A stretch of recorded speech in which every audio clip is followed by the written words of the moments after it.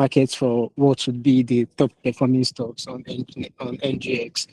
You put your money in there. When it resolves as true, you get paid. So essentially, it's giving you money to put your opinion out there, right? So you're backing your opinions with money.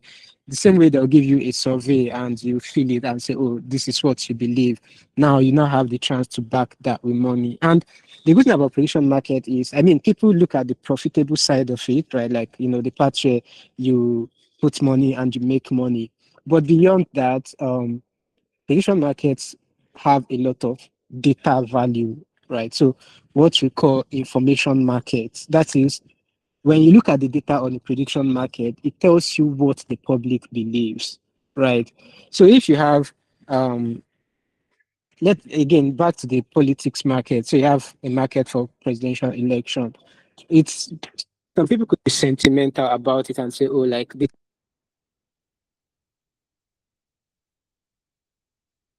of it, people are telling you different things. But once they need to put their money in there, they need to be more truthful, right? So because you know that yes, your money is going into this thing and you don't want to lose it. So it's kind of like the financial incentive forces you to be more truthful. And when you look at the data, when you look at the percentages, the options on those markets, it tells you what the public actually believes. And we've seen it change in real time, right? We had the market for Arsenal, whether Arsenal will go through Phileas, it was down, like the chances were very low. Immediately they won Atletico, right? Again, their percentage went up. And that is how it works, right? So yeah, essentially that's what a prediction market is. I mean, there are like lots of documents out there. If you reach out personally, like that's like the surface level, because the underlying mechanics is a lot more than that, right? It's like there's a lot of what I would say like mathematical I don't say complexity, but there's a lot of mathematics going in there. There's a lot of economics going in there. But again, it's doable. And I think Bayse to an extent is proof that it's very much doable. If you follow Hashcode is the city of Bayse, by the way. If you follow Hashcode on Twitter, you'd see him tweet about things like, sometimes he wishes that we can put out research papers out there, because we are also learning every day. And like I said, you are excited to see what you guys will do. You are excited about taking more people on this journey, because some of you must have seen the Money Point CEO comment about how talent is scarce, right? So we believe that programs like this, opportunities like this, is what helps the talent pool in general. So it exposes people into what is possible. It exposes people into what can be learned, what can be built, right? Fun fact, I think OAU is very much dear to us at Bayse. But like all three of our co-founders, so myself, Hashcode, and Mikun, we all went to OAU computer science. Moin is also like an ex-Ife boy. Like 80% of the people working on Bayse are OAU people, to be honest. Like they finish from OAU. We have an intern from computer science right now. So again, OAU is very dear to us. I think in our first year, we also won a hackathon like this. I remember then Cora came, Amikun and I, we came, I think third or so. Leke and his team came, then Leke was like ahead of us. Leke is hardcore, by the way. So we've had like very deep roots in OAU, and we know the talent that is there. We know the talent density. We know the grind. We know like Blessing said, like we know what it's like to build with so little, right? And then go from there to compete on a global stage. And we are super excited. And like I said, looking forward to, what you guys have built, seeing what you guys have built and taking it up from there. And I'm really, really rooting for all of the teams.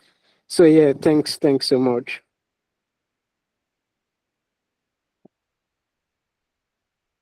I thank you so much, Michael, for that short introduction about Bayse market. And as I said, Bayse is into quantitative finance. And I know you guys are interested in interning at Jane Street, interning at Citadel Securities, interning at Raintech, interning at HRT, and so on and so forth. But I feel like our talent should be developed, utilized locally, and that's what Bayse is doing. And I won't be surprised if I see any of you in the future building one of the largest African prediction market scale, building one of the largest world quantitative finance firm, and seeing you doing amazing things.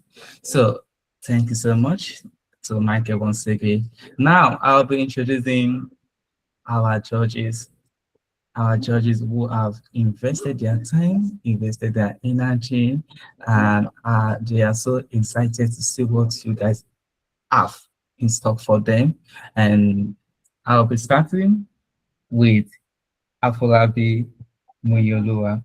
So, Afolabi Moyoloa is a software engineer at Bayse, Africa's largest prediction market platform. He studied computer science with mathematics at Obafemi Awolowo University, the best in Africa. Clock it. And he has over 6 years of experience building software and digital products. Passionate about technology, Moyoluwa enjoys solving problems and contributing to products that impact people at scale. Outside of tech, he enjoys playing lawn tennis, riding a bicycle, spending time in nature, and taking long walks. So please give it up for Moyoluwa. I can't see our reaction. I can't see our emojis, please. Thank you so much. Thank you so much. Now, to the second judge we have for our demo day, we have Brandon Aloze. He is a cloud and AI engineer and Google developer expert for Data Cloud who specializes in architecting intelligent, scalable solutions that bridge the gap between complex infrastructure and impactful product delivery. Currently serving as the product lead at Oyster Labs, he focuses on driving intersection of data energy and injective systems to solve modern technical challenges. Driven by a profound passion for building and sustaining resilient community, Brandon is the founder of the Demanda Community Challenge. He's a firm believer in technology as a catalyst for local growth and social impact, dedicated to creating an ecosystem where innovation can thrive despite regional challenges. Whether through his work as a GDE or its grassroots initiative, Brandon remains committed to empowering the next generation of innovators and bridging the skill gap across Africa. Please give it up for Brandon. We are really appreciate you.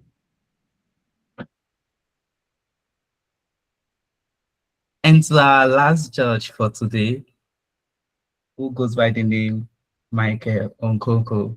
Michael Onkoko is also a software engineer and co-founder at Space Market, where he works across engineering, infrastructure, and products. He has over 7 years of experience building products and scaling software systems in data, finance, and logistics. In moonlight as a side quester with intermittent interest in marathons. That is impressive. Software-defined videos and book across on categories. So please give it up for Michael. And so but before we proceed, I would love to emphasize this, that you can see, yes, our judges are technically proficient, as you can see, but they still have time to do other non-technical roles, and that's the beauty of life. So having said that, let's get the game started. We'll be moving on to the presentation section right now. But before then, I want to okay, Blessing, please speak. No, maybe you should just continue. I was hoping to ensure you read out the rules of engagement for the speakers, and then like that before the who wants to speak. Okay. So now, as I was saying, that we have some rules we expect you guys to say and to follow before we begin this presentation section. I want everybody to be clear of the rules we have. The first one is you are not expected to use mobile phones to present. That's so unprofessional from your end. So please no mobile phones to present. The second one is that it's advisable, not restrictable, it's advisable that the whole work, the whole presentation should not be given to a single person. And even if a single person will be doing the whole presentation, make sure probably someone else will be the one answering questions from the judges. So try to play out your team's strengths instead of putting the whole burden on a single person. But if that's your initial plan, there's no problem. We are not against it. The third one is don't be verbal. Go straight to the point. When the judge is asking a question, just go straight to the point. Don't try to beat around the bush. The fourth one is that you have 3 minutes to present. So please maximize your time judiciously. 3 minutes to present. So we'll have our timekeeper on the call who is Akisumade. So he'll be the one regulating the timing. And once you've spent 2 minutes, he will send a series of thumbs up and emoji to notify you that you have 1 minute left, 60 seconds left. And once the time is up, he will notify you. And please, once it says stop, please stop. Don't try to play smart, please. And you have a maximum of 5 minutes. A maximum of 5 minutes to interact with judges. So after your presentation, the judges might want to ask a question for clarification or for other sake. So please, as they're asking you a question, make sure you are preparing your responses in a concise and short way. Don't forget, once you've exceeded your 5 minutes, then the interaction you are having with the judges will be cut short and we'll move on to the next thing. Exactly. So now, the last one is that all teams should be prepared technically. All teams should be prepared technically. There is no room for excuses or delay. So for those that will be presenting slides and also showing their live photo, I expect it to have been set technically so that there will not be delay in the transition. So I think that's all from my end. Is there anything else you want to emphasize, Percy?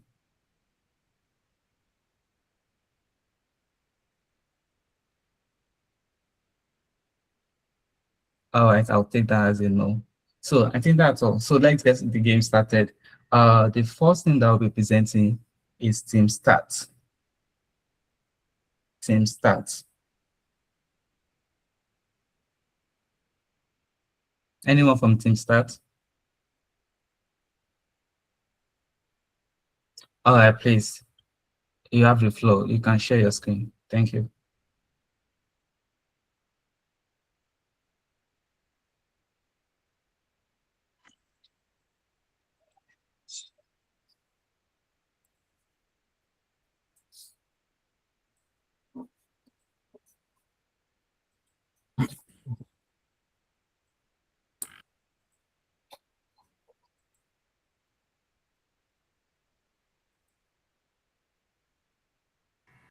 Just tell me when Sorry, you good are morning. set. Are you set? I am. Are you Yes, set? I am. You're set. Yes, yes. So Sumande, you can start the time right now. Thank you. Okay, good morning, everyone. I'm Dipo from Team Start, and we built since Century. I would actually be switching between the live platform and this slide. So, generally, one of the major problems retail investors face here is the problem of managing intelligence. Usually, they're either not educated enough to manage risks, or they are not fast enough to catch issues with their setup, their portfolio. So what Century does, like its name actually indicates, is it's essentially it watches your portfolio day and night and notifies you when there are potential issues, notifies you of gives you AI powered insights and all. So what actually makes this a very impressive platform would actually be the fact that all you have to do is hook it up to your portfolio. Of course, preliminary knowledge of how the market works and all is actually required. But beyond that, there are times when you cannot remain seated. There are times where you cannot actually keep checking your portfolio for changes, anomalies, and whatnot. And that is when the system actually comes in, because it's like a passive system that's constantly watching. It pipes your portfolio data to an AI layer. Of course, portfolio data is gotten from Bayse. We thank them for generously giving us access to their APIs. Data from your portfolio is actually piped over to an AI layer, which in this case is actually Gemini. Gemini analyzes to determine your risk score and potential advice on what to do and what not to do. And then it actually updates our dashboard with that, so you can get information concerning your portfolio in real time. The entire system is actually built to be easy to operate, easy to understand for even non-technical users, and simultaneously easy to work with. Now, I would actually go ahead and show us what the platform looks like. Just 1 second with that.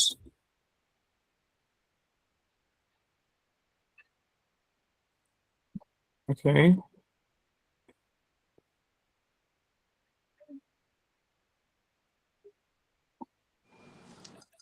Sorry, I'm having issues share. Yeah, I'm having issues. Okay, my screen is up now. So yes, since entry, this is what our landing page looks like. For our login, I would be using a saved credential. Your time is up. Okay.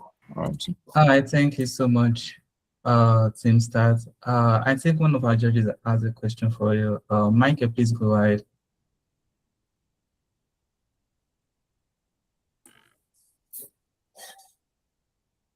All right, so I'm all yours.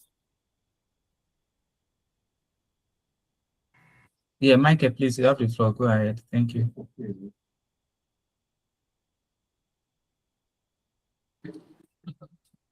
Yeah, sorry. So my question was, can you guys hear me?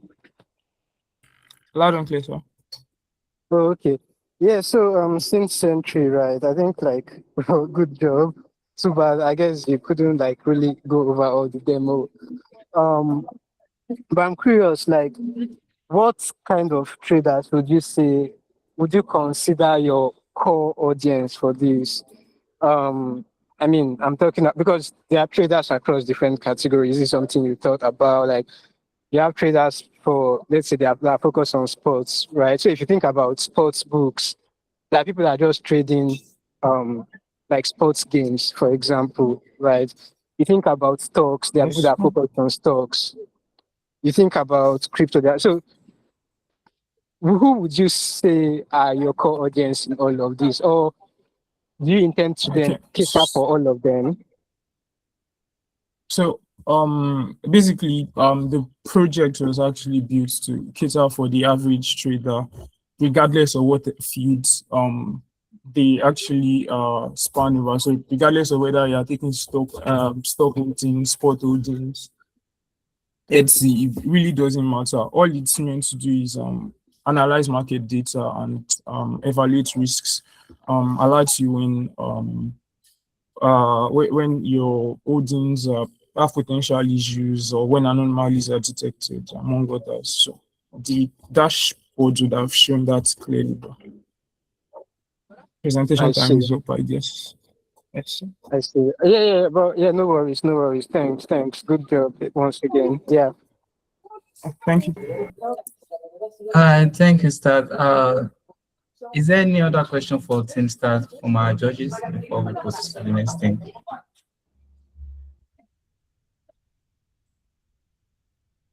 Okay, Brandon, please go ahead. Okay, so before asking the question, hi guys, hope you guys are doing well. It's a pleasure to be here. So before I proceed with my question, I would just like to mention, so this goes to all teams. Please, when presenting, given that you guys have very, very limited time, just go straight to the point, right? The problem, the solution. Okay, just nail it. So hope that's gonna cross. So I think this question is for yes, since century. So just to confirm, I think you can unmute, please. Your score is between 0 to 100, right? Yes, sir. Yeah.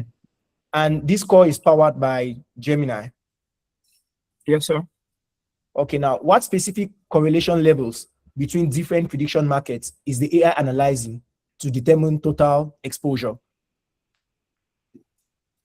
Okay, I would actually, sorry, I would actually request that you're a bit more specific as to what parameters you want to judge your response by. Okay, so I'm gonna drop that. So somebody's raising their hand.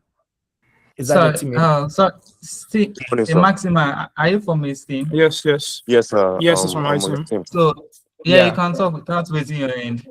Okay, so here's how it works. So the way we built Synth Century was that, so using the Gemini 2.5 Flash model, once it pulls the prediction markets, it gets the analysis, the current markets that are available.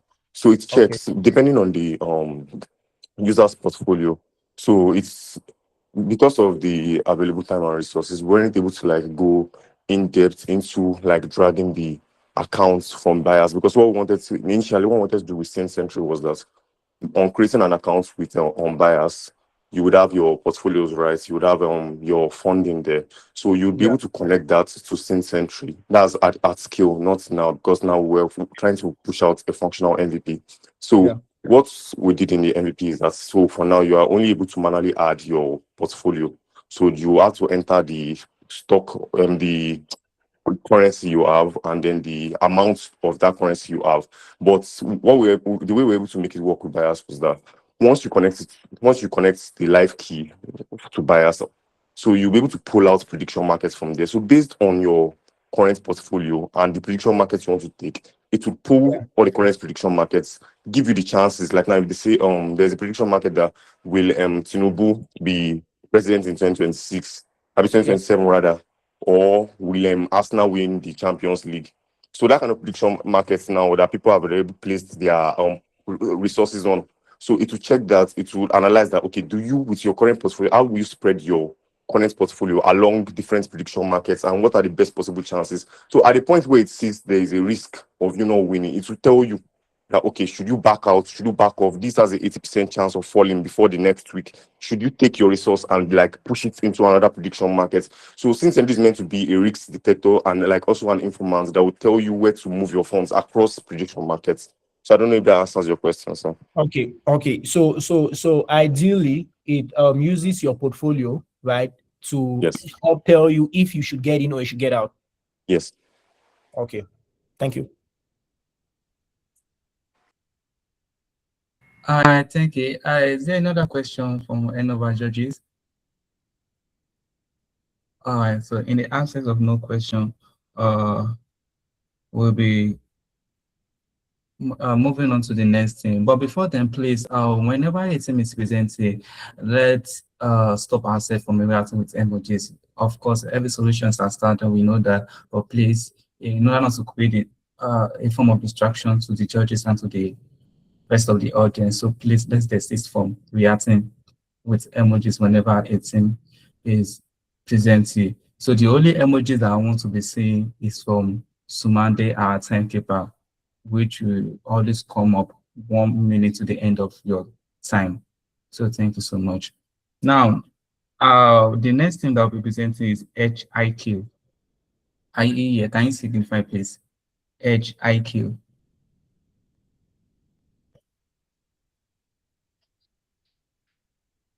Okay, thank you. So once you are ready, let me know. Yeah, I'm ready. Can I start now? No, we can't see your screen. Oh, is that? Okay.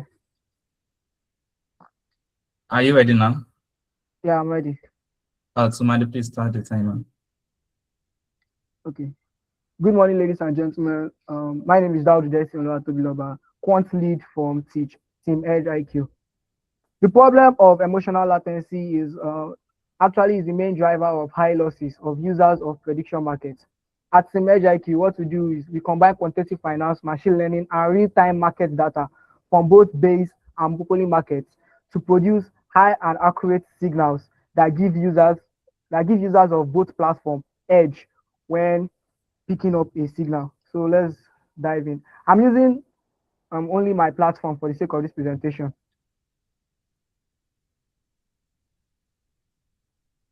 So when you sign in into the platform, it automatically pulls data from Bayse and Polymarket, as you can see.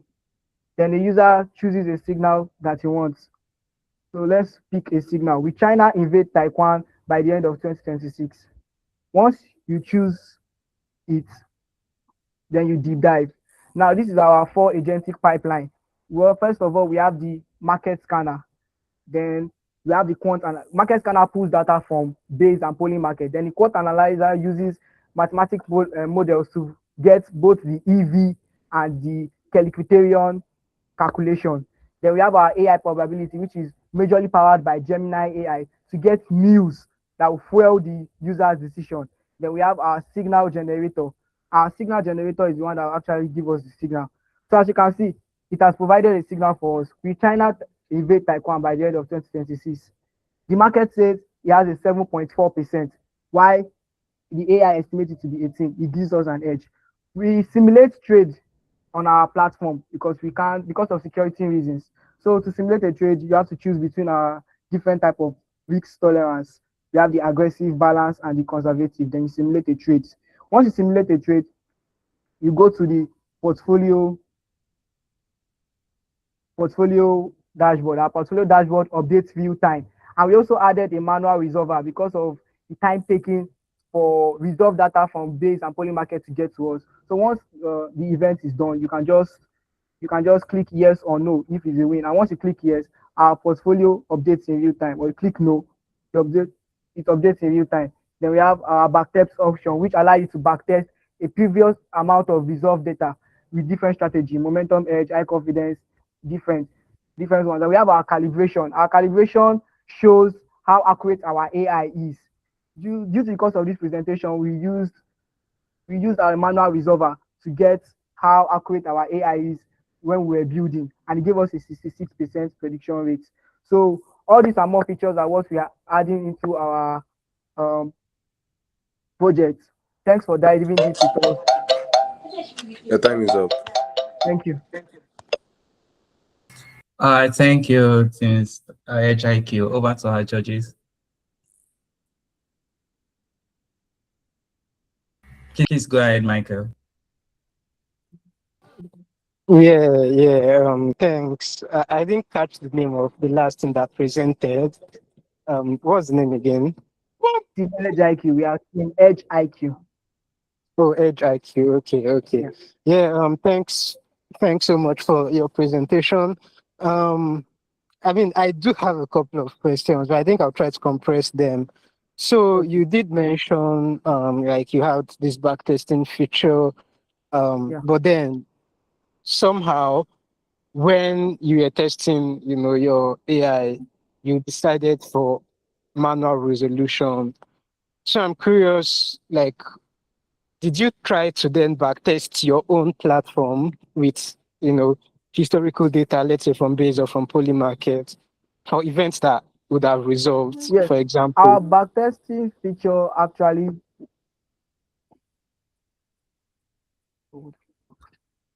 Sorry, I didn't get you. I didn't get the question. Yeah, my question is why you opted for, manual. I've forgotten what you called it, but you said something like you manually resolved markets to check the correctness of, the AI you built, right? So I'm just curious, why not test it against already resolved markets on those platforms? So our Okay. okay. I would like to step in now. Okay. So sure. the reason why we opted for manual resolution is because, for example, if our platform makes a prediction today, like Tinubu will be the president in 2027, we can't like wait for until we get to 2027. It takes a lot of time before we can get all this resolved data. So we just like built the platform and made it ready so that when that time comes, we can like track the accuracy in real time. Yeah, but my question was more about markets. I mean, you had some time to build this, so for markets that we are already resolving in that time window, you could have tested it. And so, I mean, like, I'm not against it, right? Manual resolution was fine. We do tests like that too. Okay. It's just that, for real world tests, I can give an example of markets. There are markets like, oh, will the Pope visit Nigeria in April, for example? I know this hackathon started in April. So that could have, fitted into the kind of test scenario I was talking about. What will be the MPR decision in April? That fits. What will be the best Okay. performing NGX stock in April? That fits. So depending on the scope of, depending on the timeline you have, you could find markets within that time. In fact, there are 5 minutes market on those platforms, right? Markets that resolve in 5 minutes. That could have worked. But again, like, I'm not castigating you. So just putting out there, like, when you are dealing with platforms like this, because manual resolution is going to introduce bias, right? Yes, So you sir. want to Yes, test sir. it against the world data. Yeah. But yeah, It's good job. Good job. Yeah. Yeah. Sorry, I have something to say for our judge. Yeah, sure, sure. Yeah, our backtesting feature is actually working based off resolved data. Our manual resolver that we have is for only in our portfolio dashboard where you want to just track real-time analysis. For the backtesting option is working off resolved data from polling markets, because for resolved data from Bayse is not coming. We cannot get resolved data from Bayse, so we're working off resolved data from polling markets. Yeah, that's fine. That's fine. No, I understand you. My question was more like, you had the backtesting feature, so why didn't you use it for your platform? And I think the other guy like already hinted at that. So yeah, okay. it's fine. So I just want to chip in a little more. So there were some markets that resolved, but it's just that they are not really much. So like just using one or two or 1 to 3 markets cannot really tell you like how accurate it is alone. It might not be enough. So maybe like compared to having maybe like up to 10 or like up to 15. Yeah. I mean, I understand. Like I said, it was just more a suggestion, right? Like something for you guys to Okay. think about too. So Thank you very much. Thank you so much, sir. Thank you. yeah. Thank you, Michael. Thank you, Team HIQ. Please, are there any questions, any other question from the judges before we move on to the next thing? Okay, pardon, please go ahead. Okay. I think this question goes to Team HIQ. I think it's also a follow-up question as well for the team. Follow up on what Michael was actually asking. Just give me a second. Okay, so your backtest win rate shows it's at 68%, right? Hello? Yes, sir. Yes, sir. Yes, sir.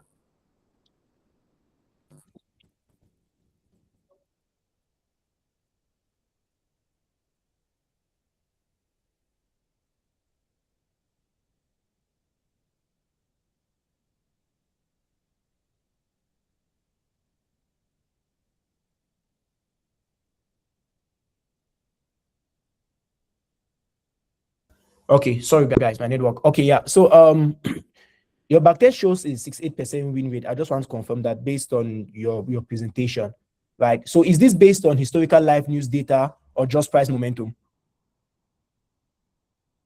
So I want you to clarify. Do you mean the backtest or on the calibrations page? Yeah, because when I go through your slide here, right? There's a slide there which talks about your strategy backtest, Oh, right? okay. And I'm seeing a win rate there of 68%.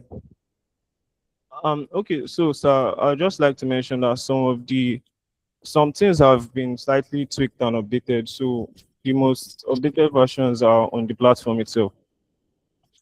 Oh, okay. Yes, sir. Yeah. Okay.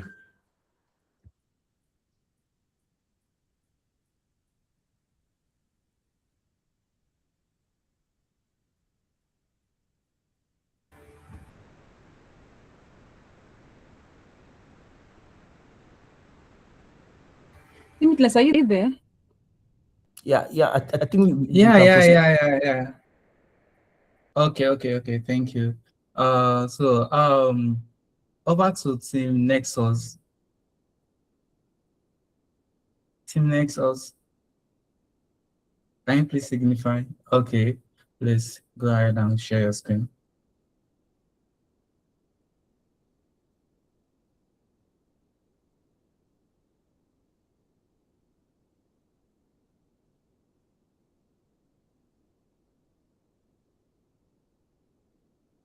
So, good morning, everyone. Please, can you see my screen?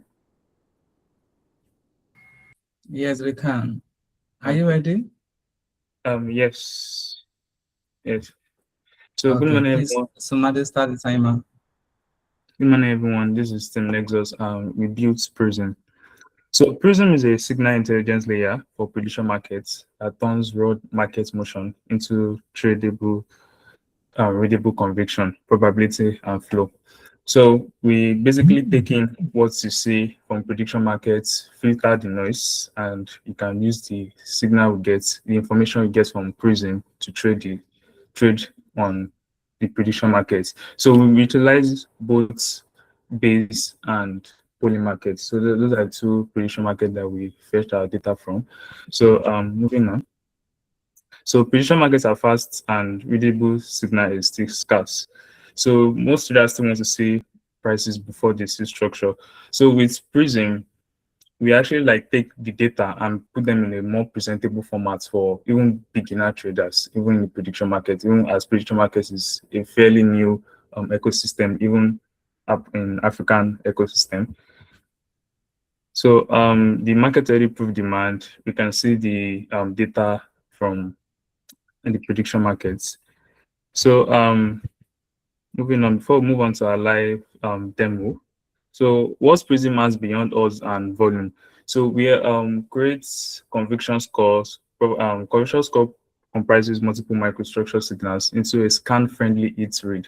Probability overlays less traders see whether the market price and Prism convictions are moving together. So we have, I'll show you in the demo very soon on the live website to see how you can utilize Prism and what the scores that will generate to trade on the prediction markets. So just trying to work it out time.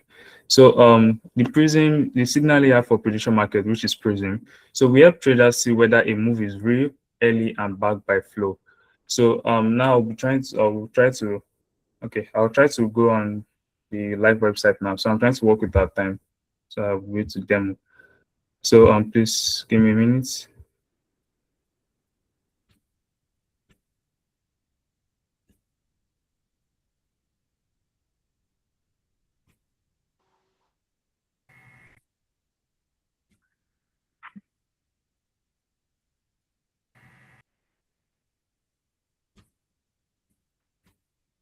So this is a live demo of our website. So filter the noise trade signal. So Prism applies institutional grade market microstructure to analyze and prediction markets to help you see whether a move is driven by informed traders or those by noise. So we can see like a typical one with Tinubu win re-election, that's for 2027.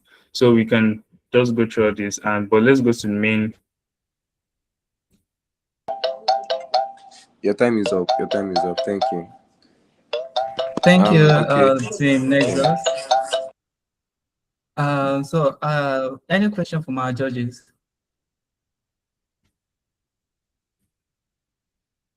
All right, Michael, please go ahead.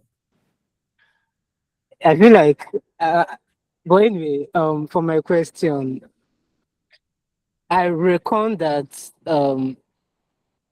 given enough time, you probably have answered the question, which is, I guess, an indictment that you're not. Anyway, my question is more like, what exactly do you consider noise? Because you said you want to distinguish between who is just trading and who is, trading based on actual meta or actual information. So I'm just curious, what rubric you are using to determine that?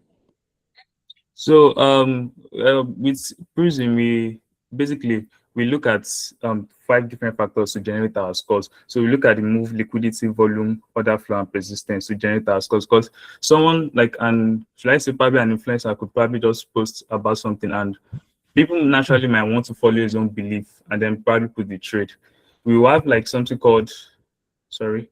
So we have something called the conviction versus probability score. So probability score is what is actually showing on the prediction markets, while the conviction score is based on the data, the calculations that we run behind the scene to actually show, oh, is this move actually real or just driven by noise? And we have a set of formulas to actually like calculate our score, which is the score then used to determine the conviction.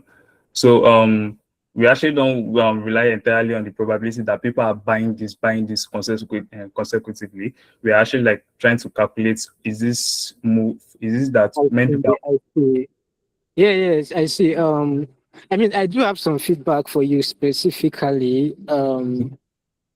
I would say maybe after everyone has presented, but the summary of it is, yeah, anyway, just remind me after to give you some feedback around that, because I Okay. think there might be some misunderstanding as to what signals are in relation to this. But yeah, Okay, sir. Thank you. Thank you very much, sir. yeah, thanks. Yes, sir. Thank you, Michael. Any other question from our judges?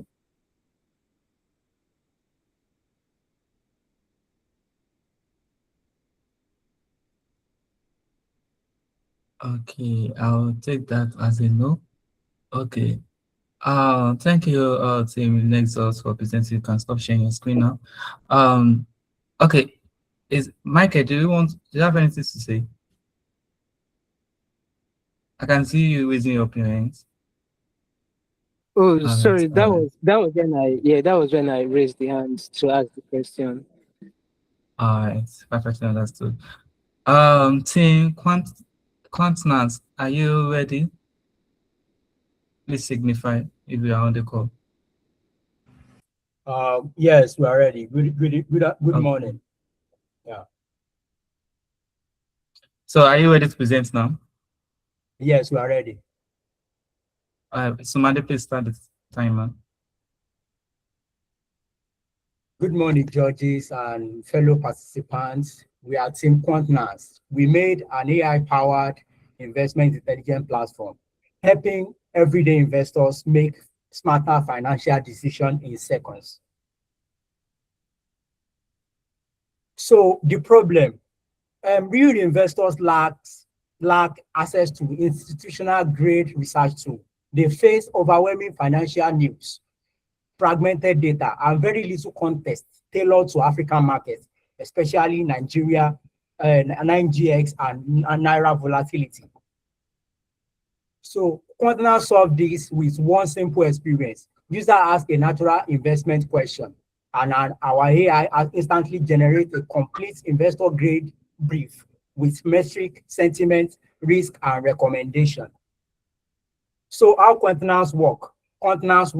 Our system classify user intents, fetch live financial data and financial news data in parallel, and the AI, we use AI to generate structured investment analysis.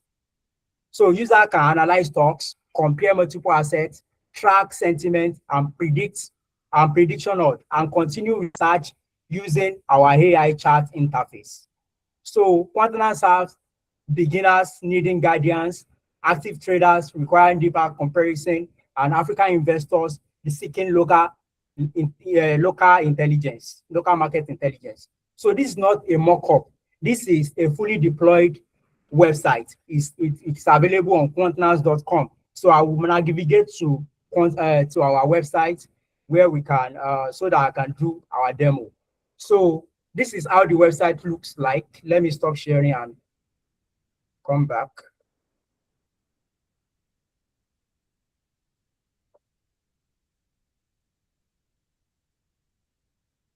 Okay, so are you seeing my screen now? So I ask you a question. NVIDIA, how is NVIDIA performing? So this is what it brought. It brought the cost, the current value of the stock, this new sentiment, the trend, and then it brought crowd intelligence, where we integrated crowd API into it, and but presently crowd based prediction market is not available for this. If this available, is to bring it out for us, financial metrics and so many other things. So we also have other features like stock analysis, AI research, and you can upload your documents to get financial insight about it. So that's basically what our website does. We have history, we have we can change this to light mode. Your time is up. Your time is up. Thank you. Thank you so much, Quant team. Over to the judges. Thank you.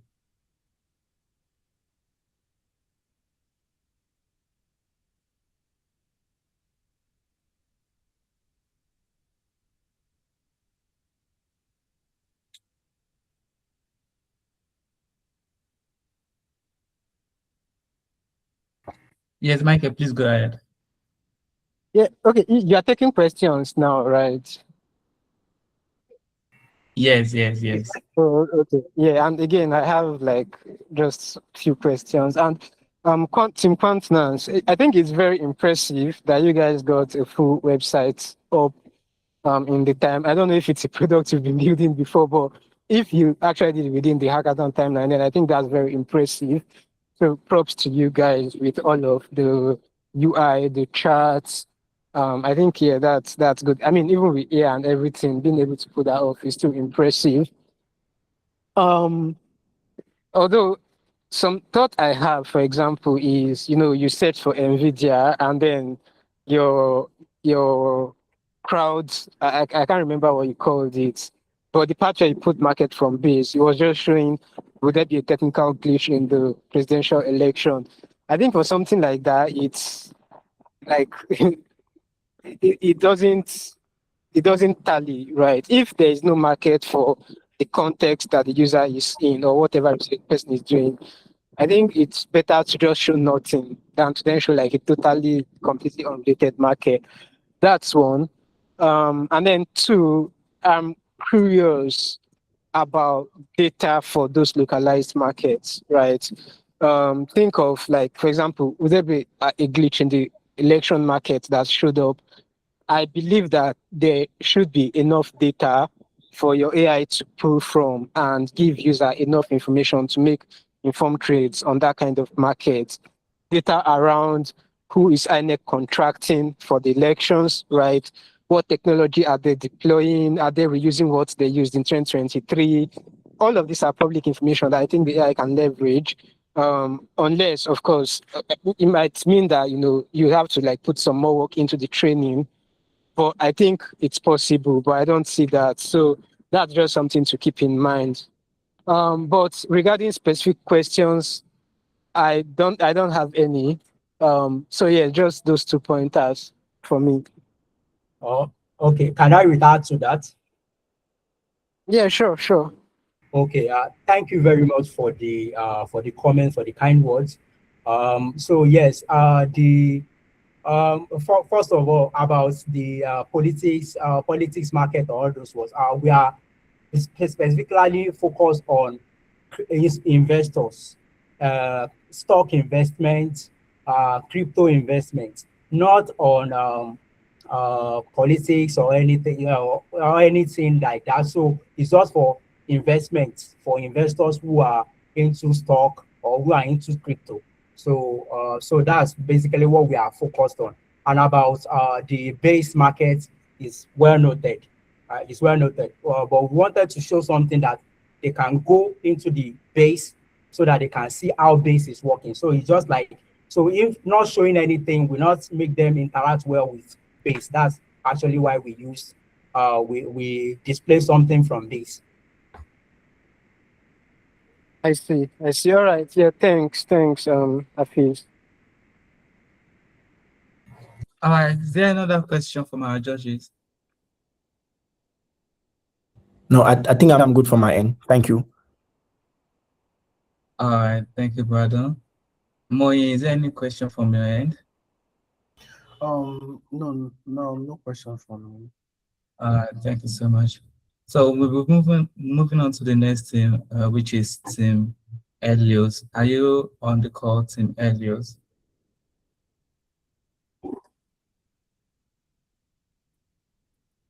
Please signify. Okay. Yes, you're correct.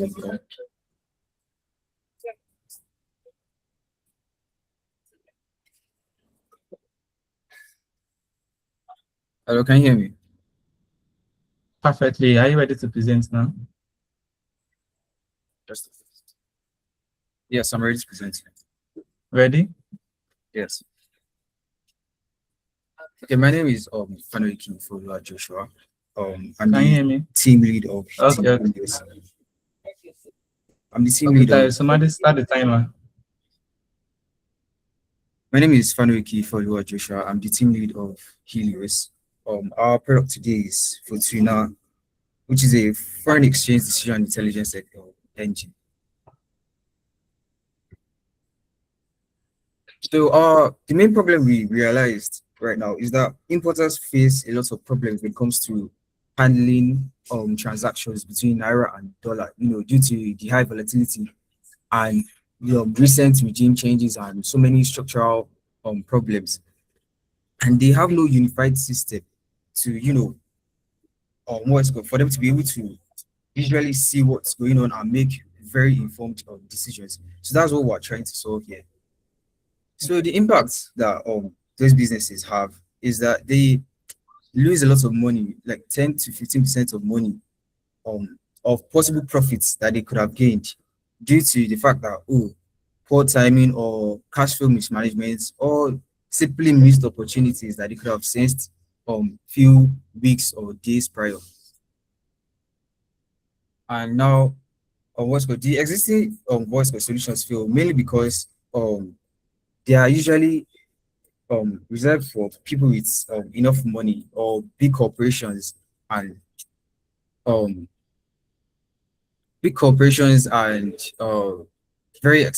what's called these are usually very expensive.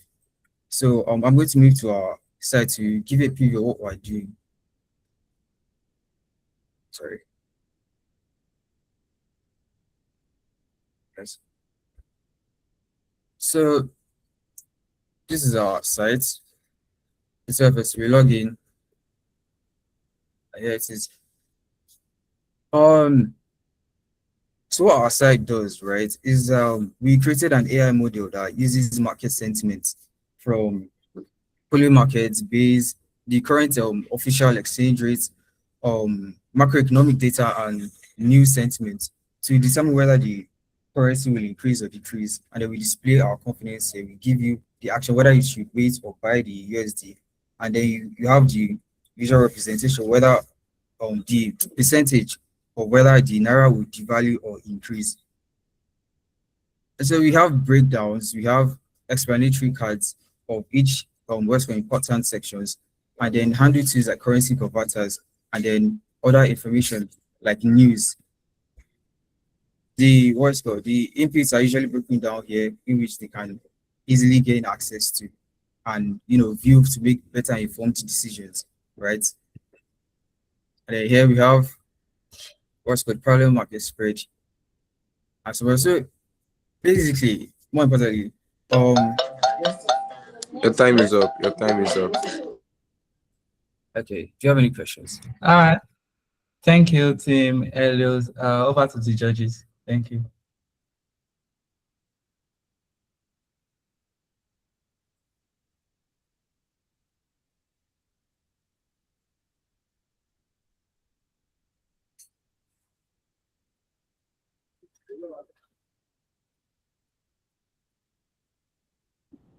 Yeah. Are there any questions from our Yeah, judges? Michael, Brandon. I have Okay. a question. Okay, so this is Team Helios, right? Fortuna. Yes. Okay, so you recommend wait or buy now, right? Right? Sorry? You recommend users to wait or they should buy, right? Yes. Whether they should wait, they should buy, or they should hedge. Okay, let's say for a highly volatile market, right? What is the maximum look ahead window your AI can reliably predict? Okay. We trained the model using Workford back testing, right? In which it has a 30-day window, which we've used to fine-tune its accuracy. So it is part of 30 days. Using data from the previous 30 days can easily predict what is called this thing, the possible downfall or increase of the what is called Nigerian currency in the next 48 to 72 hours. Okay. Then I also wanted to ask, right? This is on risks actually. So if your model suggests a 72% likelihood of a spike, right, and the user acts, but the market stays flat, how does the system refine its weighting for the next event? Okay, so because of the inability to to retrain models every single time they make a particular choice, we store those predictions and then train a new model based on the new predictions, so that what's called probably monthly or quarterly, what's called the model will be updated to what's called meet up with current regimes or changes that may have been missed in the past 5 years. Okay, thank you. Yes. All right, thank you, Simelio. Any other question from our judges?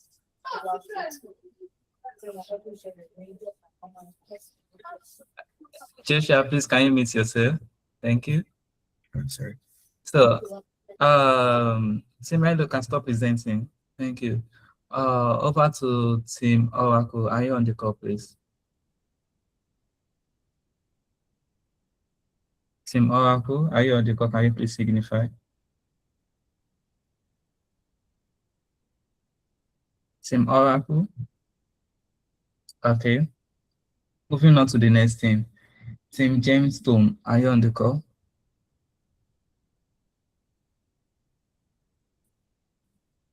Team Gemstone, are you on the call?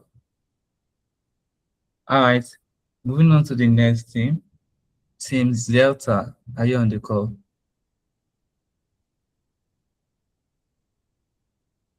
Team Zelta, are you on the call? Yes, sir. Okay, okay. Please go ahead and present.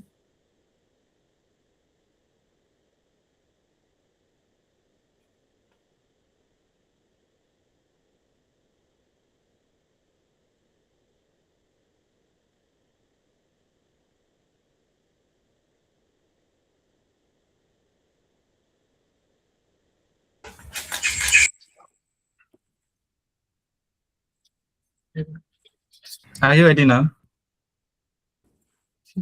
Yes, sir. Yes, sir. Okay. Sumade, please start the timer. Thank you. Yes, so taking an OAU student, Aisha, the problem, crushing student financial stress. Aisha lives in constant fear of her finances, tuition hikes, skyrocketing fear of her finances, and all that. Then, so what does Zelta do? What does Zelta do? So Zelta is an AI-powered behavioral quantitative finance assistant built specifically for students. So this demo here. So sorry, clearly, Team Oracle, can you hear me? Can you hear me, Team Oracle?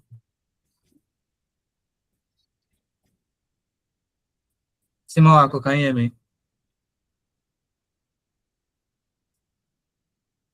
I think the team speaking is Team Zelta, if they are the one you are trying to address. Oh, sorry, it's Zelta rather. Can you hear me? yes, sir, we can hear you, sir. Oh, okay, okay. Sorry for the interruption. I just want to confirm. Please go ahead. Okay, so market emotion is Bayse, market panic level guide, clear weekly recommendations, So I'll just be logging in now. So these are our dashboard. So I'm already signed in to Oluwanimi. So the dashboard shows recommendations of decisions to make. This is the MPC, that's the Monetary Policy Committee, gotten from Bayse markets. So the market panic level right now is moderate. Yes. Then behavior, going to the behavioral aspect. As I said, Zelta is a behavioral quantitative finance agent, which helps you to make calm decisions, calm data-driven decisions, rather than irrational, panic-driven ones. So it prevents you from wasting money, time, potential gains. So why there's no auditor yet? Because no evidence yet has been taken. So this is the planned choice, emotional impulse. Then the wallet here, it helps you to track income, expenses, and also log goals. So right now, this is my free cash. This is locked one for my goals. Then this is my weekly spending, weekly savings. Okay, so if I want to add income here, I just, let's say 20,000. This is just a demo. Okay, side hustle. Then I add income. Then I can see that my free cash has increased here. Then to the simulation, we used Monte Carlo simulation, which runs like thousands of simulations to Your time is up. Your time is up. Thank you. Over to the judges.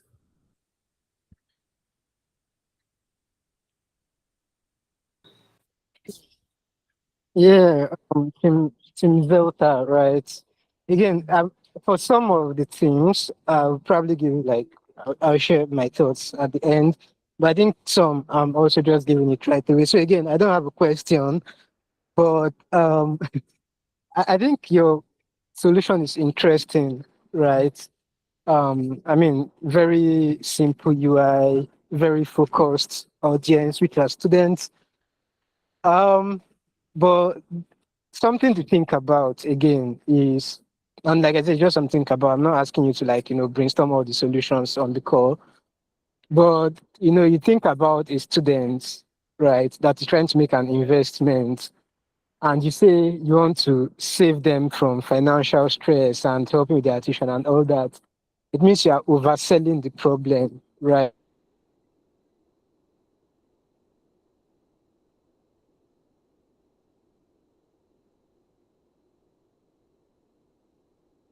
When I was a student, the money I had was not for investment. It was for to save or teach me how to invest, right?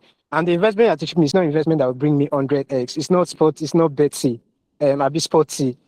Rather, I'm like, I would want to learn how to invest. So I think there's a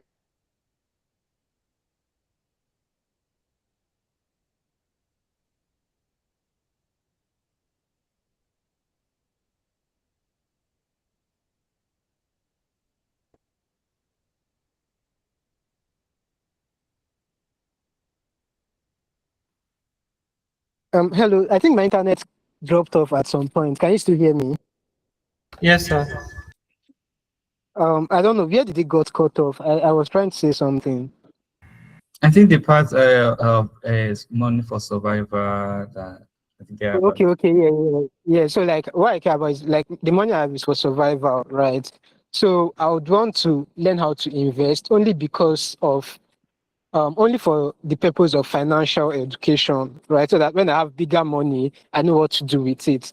Not necessarily that you are now taking my weekly upkeep of 5K or 10K that I should use to buy food, and you are trying to tell me that I should put it in Bayse or Poly Markets or some mutual funds and get, because even if I get 2x return on that, it's 10K. It's still not going to do much. I don't know if I'm trying to say. So again, like I really like that you know your audience, but it's the framing of the solution that I'm a bit worried about. So it's just something to keep in mind. But yeah, I think overall, still impressive. So yeah, thanks. All right, thank you, Michael. Moin, do you have any question? No, not at all. Like Michael mentioned, right? The solution is kind of overshoot, right? As a student, your money is for survival, right? And the solution is the solution is straight forward for students, but at the same time, as a student, that's not what I would most likely be looking at, right? But rather just if I will be doing anything investment, it's more of like the educational part of it. Yeah. So, but I don't have any question. Thank you. Brother, any question? No questions from my end. No questions from my end. But I think the team should take really into consideration what Michael and the other jury members have said, because when building an as a student, there's a limit to what you can do with the money you're making in school. And I mean, given that the money we make in school, it's barely our pocket allowances and all. So yeah, also consider that as well. Thank you. Thank you to our judges. Thank you to Team Zelta. Before we proceed to the next team, please, I have two important announcements. The first one is that please, all judges should quickly check the WhatsApp group for the judges for an important message I dropped a few minutes ago. So please take notice of that. Take note of that. And the second one is that if you have presented it so far, please fill this link and send it to the chat right now. While other presentations are ongoing, please make sure your team lead or whoever is in charge is fills this form before the end of the presentation or of the overall presentation. Thank you so much. Okay, now it's time for Team Ravant to present. Team Ravant, are you on the call?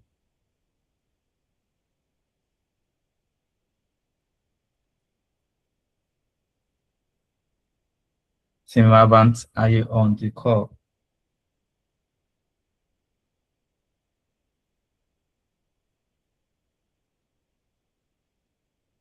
Okay, I'll take that as you know. Team Smart Flow, are you on the call?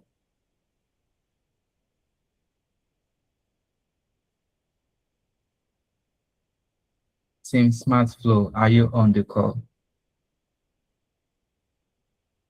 I'll take that as a no. Team Invoxa, are you on the call? Yes, I'm on the call. We are on the call. Please go ahead with your presentation. Thank you. All right. Thank you, sir. Let me share my screen.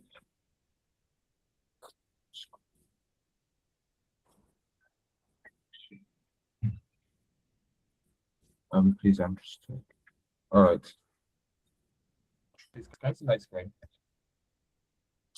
Yes, we can see your screen. Are you ready now? Yes, I am. Okay, somebody please start the timer. Thank you. Go ahead. All right. Good morning, everyone. Good morning, panel of producers. This is Team Invoxa, and our solution is Structra. So what is Structra? Structra is an intelligent trading platform that seeks to solve two major problems that retail traders face. That's number one, the problem of information overload. You have too many information about different issues that affect stocks. The war in Iran currently it's affects a lot of things. So those kind of information. And also number two is availability / latency. So what do you do by 2 a.m. when something drastic happens on the other side of the world that makes the stocks prices to go south or conversely go very high? So that's why Structra exists. So we use for our sources. Okay, let me just go straight to the application, to the login page. Yeah, so this is Structra. So I'm going to log in now. So yes, we have two modes, paper trading and live trading. And as I said, it's mainly for stock traders. And but currently what we have implemented is for US markets and also crypto. So I can buy stocks manually and sell manually. So say I'm buying some Tesla stocks or some Apple stocks manually. Okay, I think I've exceeded the amount of money I have. So I can buy manually, so we can say purchase has been made, and I can also go to my assets and see what I have, and I can also sell manually. But the power of structure lies in the algorithmic trading dashboard. The algorithmic intelligence dashboard, since I have Tesla stock, I've selected Tesla here as the stock I want to trade. So to automatically trade, I can set my risk tolerance, and then we can auto trade.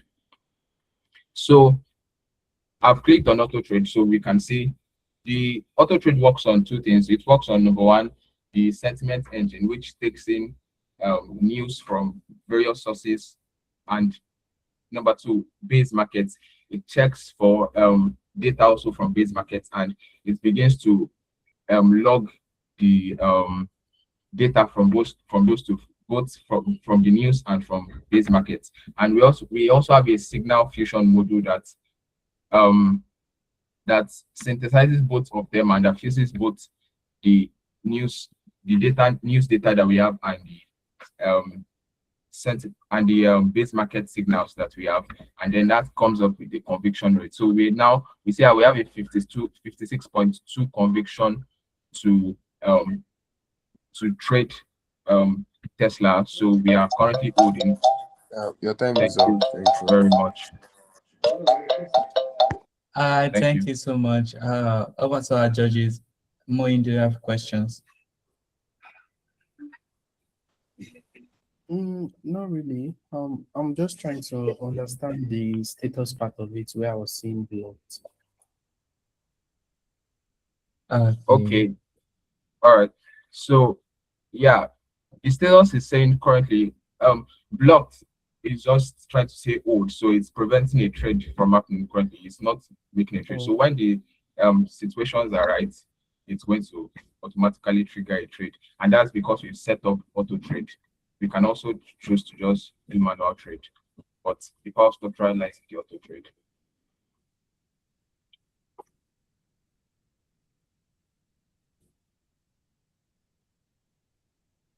Please, are there any other questions from our judges?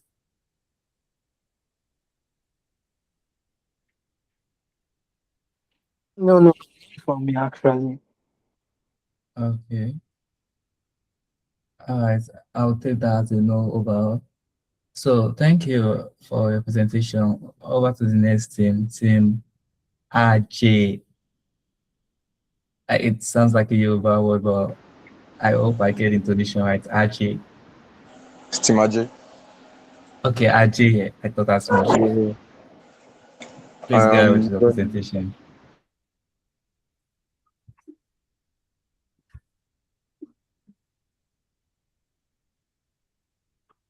Please go ahead and share your screen.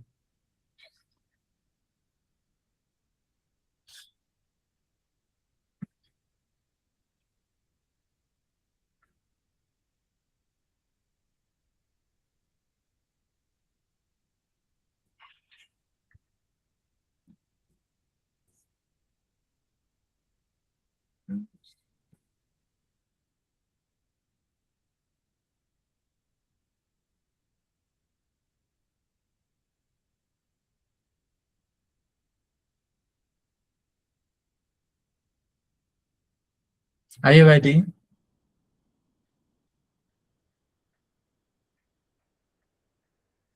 Team RJ, are you ready?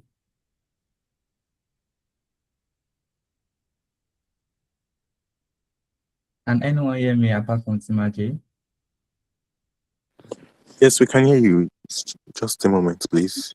Just to set up. Okay.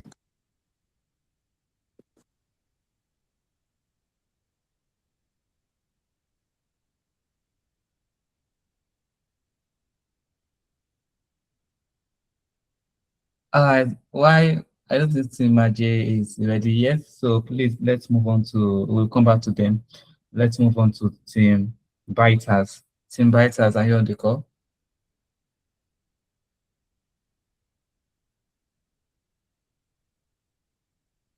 Team Biters, are you on the call? All right, let's move on to Team Techer. Team Techer, are you on the call? Yes, I'm on the call. Okay, please go ahead. Team Techer, right? Yes, yes, yes. Please go ahead. Okay.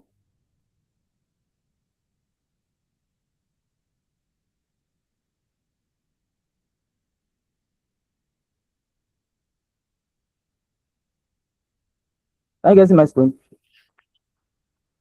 Yes, we can. Okay. Are you ready now? Yeah, I'm ready. Okay, please, somebody start the timer. You can start. Good everyone. My name is Benjamin from Team Teka, and this is Niger Quant.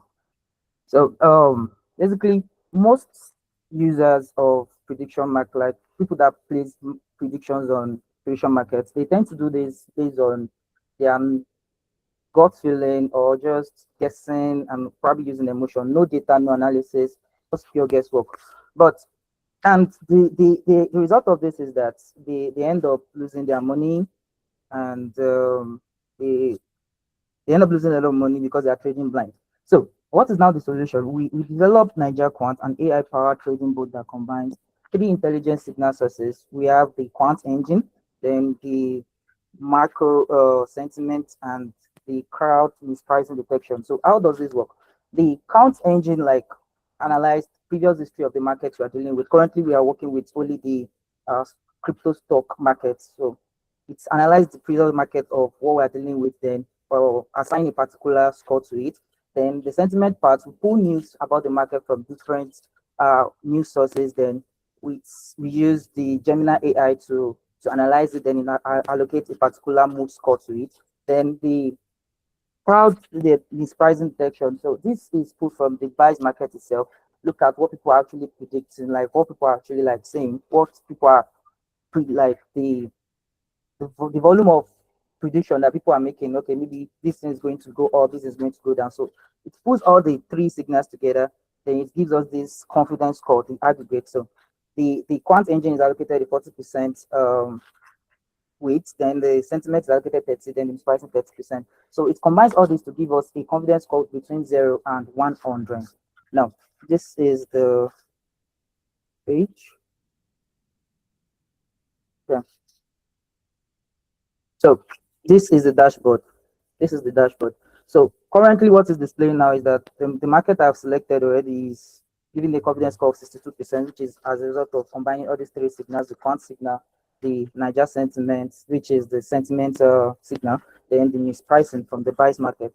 Then it combines all this to give us this confidence score. Now, after doing this, it says I will now decide if I want it to like auto trade for me, because we made it to be automatic, or it can automatically trade. If it sees that okay, the market is okay to trade. If the market is okay to trade, so it goes ahead to trade for us. So it goes like it works with this particular condition that if it is above, if the confidence score F is above 65%, it goes for the buy up option. If it is below 35%, it goes for the buy down option. And if it is in between that, it's in between 65 and 35, it is going to hold. So currently now, if I decide to run a trade, it is definitely going to tell me, okay, let me resume the boat. So if I decide to run the boat now, it's going to hold, and it's going to give an explanation of why the boat did not do anything. So Niger can't hold this cycle with a confidence score of 50 over 100. Your time is up. Not Yeah, okay. Your time is Thank you up. so much for that. Hello, can you, your time is up. So thank you so much, Team Techer, for your presentation. How about our judges? Moin, do you have any question?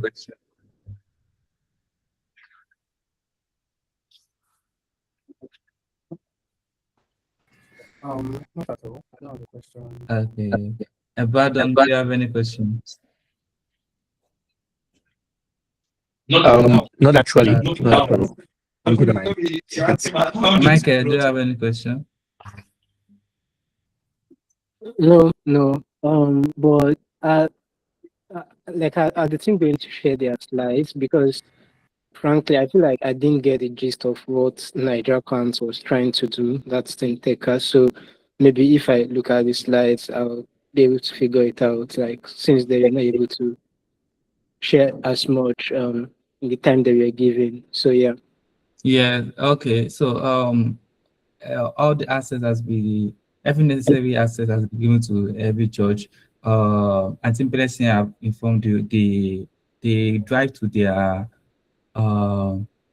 their pitch deck, demo video, all the files they are presenting right now. I have shared the assets to you. So Blessing will walk you through after the call. Moin, please go ahead.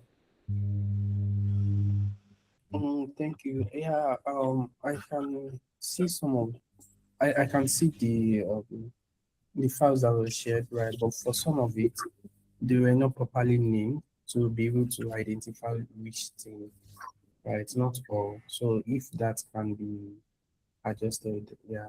Okay, no problem. We'll work on it immediately after the call. Thank you for that. All right, so Team Aji, are you ready?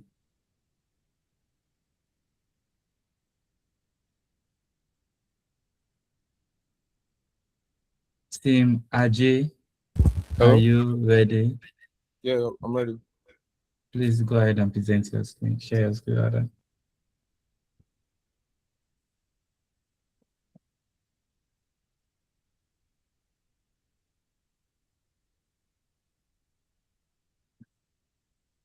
Can everybody see my screen? Yes, we can. Hello? Are you good to go?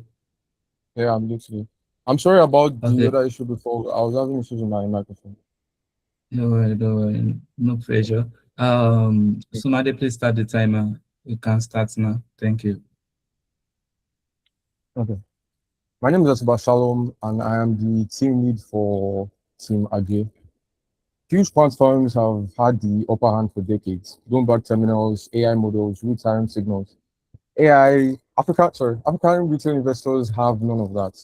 Apps like Bamboo and RiseVest already have hundreds of thousands of Africans putting money into markets, but they are investing blindly.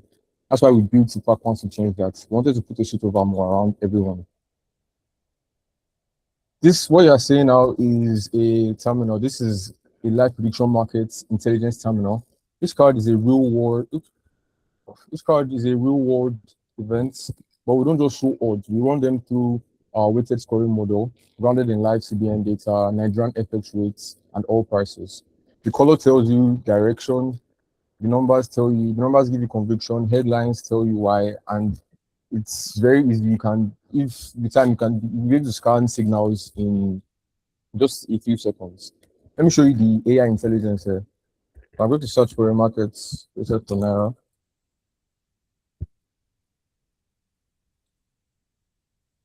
Let me show you the intelligence live.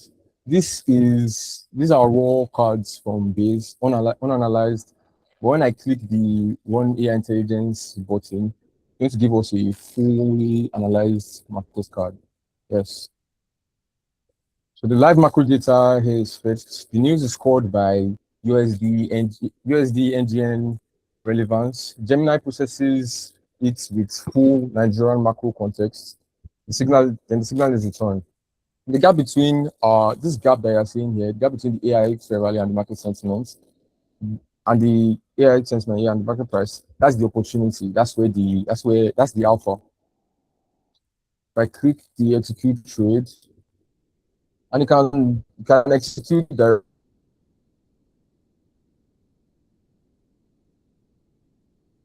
directly, plain English, no jargon.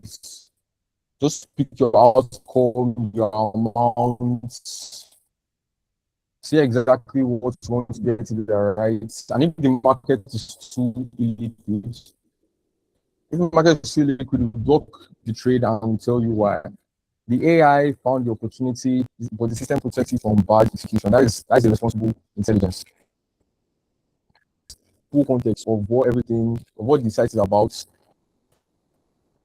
And it has full access to signals, everything directly from the Bayse, everything directly from Bayse API. You can ask it several questions. What's the best trade opportunity right now? Then you can see everything and ask it several other questions too. Then we have the portfolio. Because we don't have any. The time is up. Okay, I think that's all. Thank you, Team Ajay. Over to the judges. Okay, please go on, Michael. Yeah, Team Ajay, I think really impressive work. Yeah, your work is really good. Specifically, I like the fact that it protects traders from illiquid markets. I think that shows that you interacted with the Bayse Markets API to an extent, because you'd need to interact with it to see that you're not able to execute trades in some cases. And I imagine that was what prompted that feature or that guardrail. So yeah, I think it's impressive that you went that far. Something I'm curious about is what you'd consider the win rate. Was this something you're able to test or model? And I mean win rates based off this conviction, whatever that the AI is giving you, right? Because it's one thing for the AI to give you a suggestion, like to give you an alpha, you use it.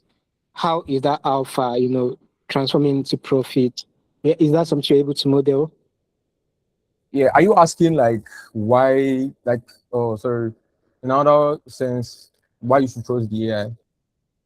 Like I don't Yeah, really. like how confident are you in AI? And I don't Yeah, mean you telling me like based on data, did it predict okay. correctly in some cases, or did you model it? Yeah. Yeah, it's predicted correctly for the one I remember very well was the Qatar FA trade. It's I ran an AI analysis, but the trade is not more active, so you can't see the market here. I ran the AI analysis, it gave me that trade was correct. But via testing and just going through the app and seeing everything, and testing the AI, sorry, we've created a system that doesn't allow the AI to make any mistakes don't let me say any mistakes at all, just tries to reduce that risk as much as possible. The first system is a stability latch. It has a 4% threshold. That 4% is if there is a change in the AI prediction. If it's less than 4%, we ignore that change, we keep the original. But if it's greater than 4%, that means it's something that is significant. So we'll continue with it. And there's another issue too that we had with the AI in the early stages. The AI happens to hallucinate values, so we've cancelled that completely. Cancelled that with verified market IDs. Verified market IDs, and we also use a source weighting system. We gathered news sources from CBN, Google Newsfeed, RSS, and several other news sources. So the weighting system just works. I see. Sorry, can you hear me? See. Can you hear me? Yeah, I can hear you. I can hear you. Yeah, thanks. Shalom, right? Hello. Hello, Shalom. Shalom, can you stay out? Yeah, Hello, I think we lost. Yes, can you hear me? I'm still here. Okay. Yeah. I got you, Team Ajay. So yeah, thanks for your answer. That's everything I have to say. And again, like really good work. Yeah. All right, thanks so much. All right, thank you, everyone. I think we're gradually coming to the end of today's demo day, and so there are some few teams that are yet to present. So I will call their names for the very last time. Team Oracle, for the very last time, are you on the call? Team Oracle, are you on the call? Okay, I'll take that as a no. Team Gemstone, are you on the call? Team Gemstone, are you on the call? All right, I'll take that as a no. Team Wavant, are you on the call? Team Wavant, are you on the call? Okay, another no. Team SmartFlow, are you on the call? Team SmartFlow, are you on the call? All right, another no. Lastly, Team Biters, are you on the call? Team Biters, are you on the call? Okay, I think I'll take that as a final no. So thank you so much to everyone that has presented so far. We really, really appreciate the effort, energy, the human resources, time, and so on, and even financial resources you've poured into each project that has been presented today. Regardless of whoever will be taking out the crown, ultimately, I want you all to be proud of whatever you've built so far. And I want you all to know that even if you eventually do not win or make it to the top 3, it's something you can build on later on for other hackathons, or even scale it up and present it as a startup idea. So don't let the vision die yet. Don't let the vision end at this event. Make sure you keep on working on it, keep on improving it, and keep on scaling it. So having said that, I'll be giving the platform to our judges who have tons of feedback to give to you guys, and please, as they are giving you feedback, see it as a constructive means of making sure your product comes out better.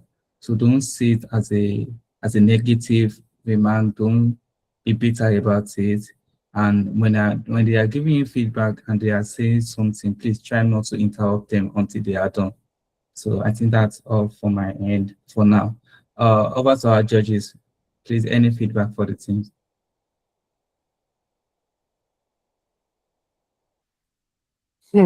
Yeah. Thanks so much, guys. To be honest, I feel like I have like a lot of feedback, but I don't want to like balloon this because I understand it's a hackathon. And I mean, for me, it's two parts, right? Let me be honest. For me, it's two parts. On one hand, I don't want to like say too much because, like I said, it's a hackathon. But on the other hand, I understand that it's a hackathon that gives so much time, right? I mean, I'm speaking as someone that was also doing hackathons in OAU, right? At least if I I do reach like 3. And usually, like the way it was working was you just come like a whole weekend, you're doing like 48 hours hackathon or 24 hours hackathon, right? I know Hugo hosts, and yeah, Hugo host came for one, Cora came, is it Venture Garden? Yeah, I think Venture Garden Capital came, all the DSC ones. So yeah, and to be honest, I'm very, very happy that hackathon culture is, coming back to AU. I think we lost that because of COVID. And seeing it, come back, seeing all of you guys do stellar work, put in stellar work, it's impressive, and it's endearing to see. And I hope that it's something you guys keep up. Like Lekon said, this is not like the feedback you get here should not. I mean, of course, it hurts to lose money, right? It hurts to lose money, it hurts to lose, but it shouldn't really affect the way you see your product, because at the end of the day, um, the things that influence the success of a product or the success of a project is more than one, right? Even when you come into the real world and you try to raise venture capital, that is, you try to raise money from investors, an investor tell you they are not going to invest in you does not mean that your products will fail, right? It just means that at that point in time, you guys are not aligned, or maybe they were looking out for something that you didn't give. And it's the same thing here, right? If I give you maybe 2 for accessibility, it just means that based off what I see, I don't think what you've built is accessible enough. But again, I'm not like the all like I'm not the I don't know what the word for it is, but it does not mean that you're not going to improve on it. It does not mean that you're not going to build it and come up better, right? It does not mean that there's a chance that I see a product in the next 2 weeks and I say, oh yeah, that's a very good product, right? It's same thing in the real world. An investor tell you no today, next year they are calling you and saying, oh, I think they are not in a good place to invest money in you. Like that's life, right? So I really want to get that out so that you don't take any of this feedback personal, right? It's just based off the things I've seen and, based off what I've also experienced building, in at least in the industry. I'm not going to downplay my own experience because I think to an extent I've seen enough. I work with like Nigerian companies, I work with like foreign companies. So I think in the next I can draw from that, experience to then give you some feedback. Now, that said, the first thing I want to point out is for most of you, you start your pitch with lots of African traders, they are trading blindly or they are trading with emotions, they are not using data. And I'm wondering where you get that data from, right? I'm wondering what is backing it. Because when you look at the Nigerian Stock Exchange, you look at Bayse, right? I mean, fine, for some people that are using the apps, they just come and they buy, but they are the minority. I'm not going to lie to you. Most people trading, you come to Bayse, you look at people trading crypto, some people split their screen, right? They are looking at Binance charts here, they are looking at Bayse here. People trading stocks exchange. I mean, when you look at, if you use Twitter, I think recently UBA released their quarterly reports, and you can see the feedback that generated and how that translated into their stock prices coming down, right? I think they got saved because there's actually like a minimum loss a stock price can take in a day, the way NGX is programmed. That was what saved them.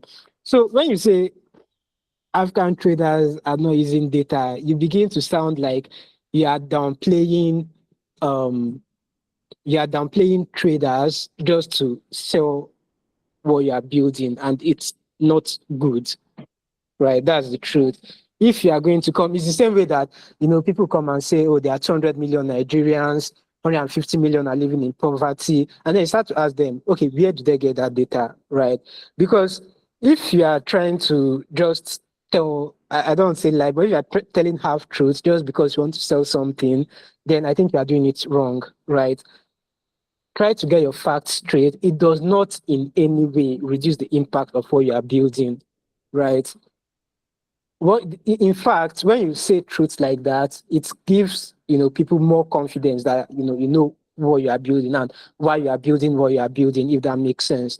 So for me, I think that's one feedback that goes generally. I'm coming. I'm trying to go through my notes so that so I think that's like the one general feedback I have. Then for Team Helio specifically, right? I wanted to say I think your UI is excellent. I like that it's very simple, it's straightforward, it's very focused. I think they were the ones that presented on the USD NGN trading thing. Again, like very simple products and very straightforward. My concern is, that niche focus, right? Because I believe that, and maybe it's for the sake of the hackathon, but because I believe that the macros that influence currencies are usually the same. I mean, yes, there is geopolitics, yes, the relationship between different countries are different, but all of those things that affect how Naira and USD would behave, if you take the same thing to Ghana, if you take the same thing to China, the same thing is going to influence, right?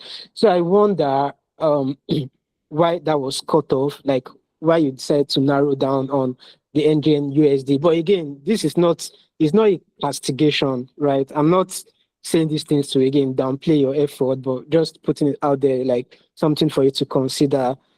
And then I think there was these guys that I promised that I was going to give them feedback. I can't remember their name, but the people that we were talking about noise versus signal. Can someone remind me of their name again, please?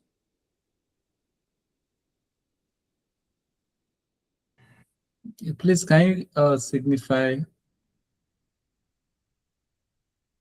I'm talking to the general things. Just Yes, I think it was Helios. The one Eh? that I think it was in Helios. Was it you? Anu Helios, yeah?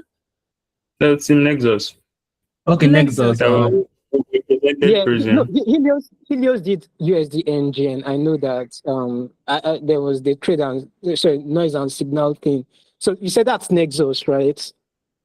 Yes. Yeah, Nexus. So yeah, I was telling you that. So anyway, in general, for trading, right? I mean, what you describe as a problem is a very big problem, and I'm impressed that you identified that, right? Um, Noise and signal, it's a very big problem, right? Trying to differentiate that. But the misunderstanding that I see is what the market considers noise and what the market considers as signals. And what I mean by that is this. So when you look at Binance, for example, or let me put it this way, what you are considering as noise, it's actually signals that people will eat from in the real world. Do you get? And what that means is that if someone trusts your platform and you tell them that it's noise, and because of that they don't trade, they are going to lose. That's just the truth. Because in the real world, noise is what influences profit the most. So I'll give you maybe 2 or 3 examples. I don't know how many of you heard about Donald Trump's meme coin when he got elected. Right. I don't know how many of you heard of it anyway, but it was like a meme coin and then it pumped and people made good money out of it. Now, if you are going strictly noise versus signals in your definition, that's going to be noise because it was basically influencers pumping it, right? And then they dump at some point. But there are people that could have made good money out of that, right? In essence, what I'm trying to say is those things, the influencers that, you are saying they are coming straight about it and you consider it as noise, they are actually market markers, right? They are market signals in the real sense. Because if Elon Musk or I don't know who comes to tweet something bad about Nvidia, or maybe Sam Altman comes to say, oh, imagine when Atropic and the US Defense some US Department of War, when they were having their issues, right? Imagine Atropic was a public company at that time. Their stock is going to come down. But all of this was still just Twitter banters. I don't know if you get what I'm trying to say. So there is no, you can't really separate noise from signals in that way. And that's why I'm telling you that it's a very big problem, that if you can solve it, you'll probably be the next USD billionaire. But it's not as simple as you're looking at it. That's what I'm trying to point out, right? Every week, the J Street would pump BTC, right? If you are looking at noise, that is going to be noise because BTC is behaving abruptly on Binance. And it happens every day. But if you are smart enough to know that, oh, even though this thing is noisy, it's actually an alpha, then you make money off it. And that's what happens. I think there was another quant trading firm that got into trouble recently in India. I can't remember. What I'm trying to say again is it's not as easy to delineate like you're putting it. And that's something to keep in mind because you put this product out, your users will cost you. That's the truth. But anyway, I think those are like the feedback that I noted down. Again, I'm very impressed with the quality of work that I've done. And no matter who comes up as the winner, I think you all have did like a very impressive job.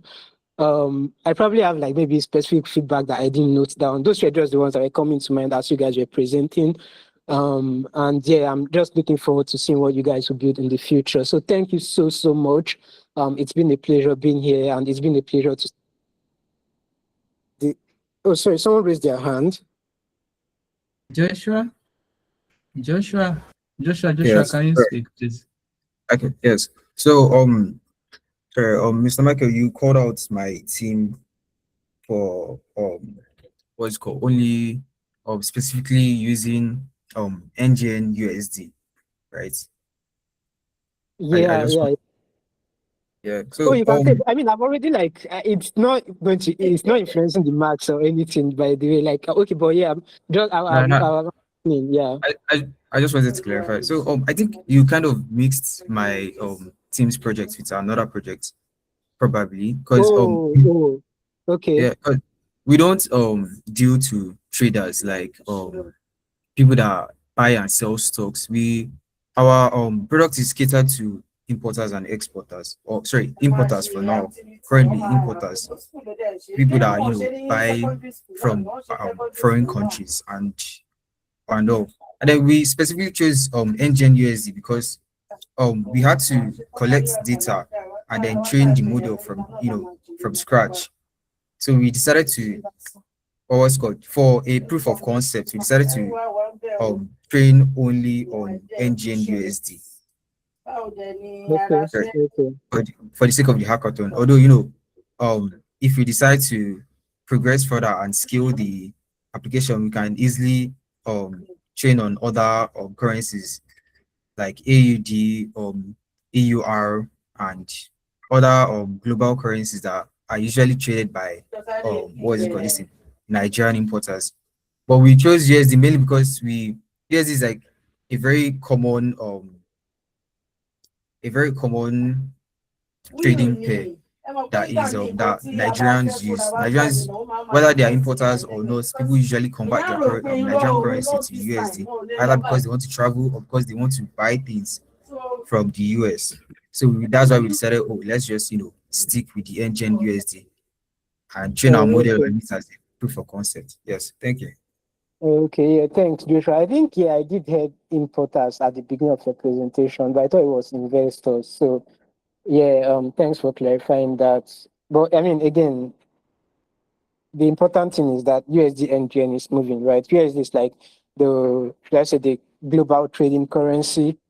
So whether like as long as USD NGN moves, whether you are trading or you are buying to import, I think the price is what we are looking at. But yeah, thanks for the clarification. I'm sorry about the mix up.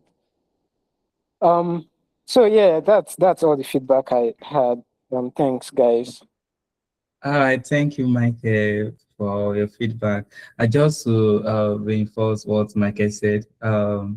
In in this world, probably I don't know about the next, but in this world, everything is noise. They get even down to scientific discovery, everything is still noise.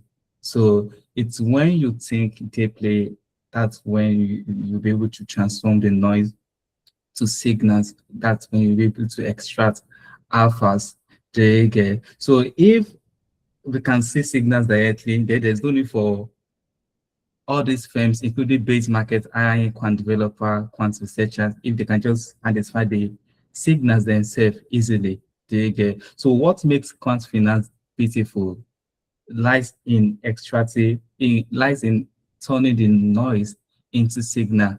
And that's why you will see, and how do we do that? One of the most effective, if not the best way, is through quantitative finance, through mathematical finance. And that's why you see these companies approaching STEM graduates, STEM students, physics, chemistry, biology, mathematics, computer science to utilize their brain powers. There you go. So that's the beauty of the whole quant industry. The noise is available to everyone. Now it's left to everyone to use their own insider tools to turn the noise into profitable signals. There you go. So that's all for me. Moin, do you have any feedback for any of the judge team that has presented so far? Yeah, not really. I want to say well done to every team members. Thank you for doing this and taking your time to participate in this as well, right? So I think like Michael mentioned earlier, one common thing with the teams I think particularly Team Edge, where in their presentation Like currently, I'm looking at the presentation, and they said, "Oh, traders guess," and I mean, they went ahead to say 90% of prediction market participants, you know, trade on news headlines, no data, right? And I don't think that's correct. Like, if you don't have the backing to this, and you can't just say they guess. And Mikey already mentioned that, oh, yes, some of these people have like their charts open, like they have data, like they they are not just trading emotionally, like they have things backing up their decisions, you get. So that's one thing to note. So you can't just generalize that, oh, people 90% is a huge number, right? But 90% of these people make guesses, right?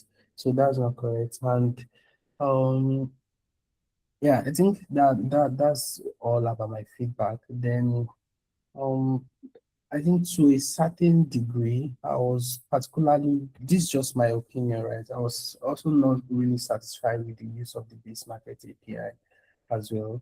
Though I would, after the call, I would have to go through the video and the pitch deck, to be able to make my final sound judgment here. But I want to say thank you for doing this. In the real world, like Michael said, not everybody would, really be in line with your idea, with what you are doing at the moment, and later on they might fall in line with it. Does not mean you're a loser, does not mean what you have done has no meaning, right? But yeah, cheers, guys. Thank you. All right, thank you so much for that feedback. As a trader, as a as a worker in quant finance industry, one of the most important rules is that never trade using your emotions. You trade using logic. There you go. You can lose $1 million now and gain $2 million in the next minute. So that's the reason why, as a quant trader, quant researcher, you must be emotionally stable. There you go. Vadon, do you have any feedback for the teams? Yeah. Hi everyone. First of all, I just want to start by congratulating all the teams that participated. I think it's not actually easy, participating in a hackathon. I have quite some experience with that. I mean, back from the days of the university.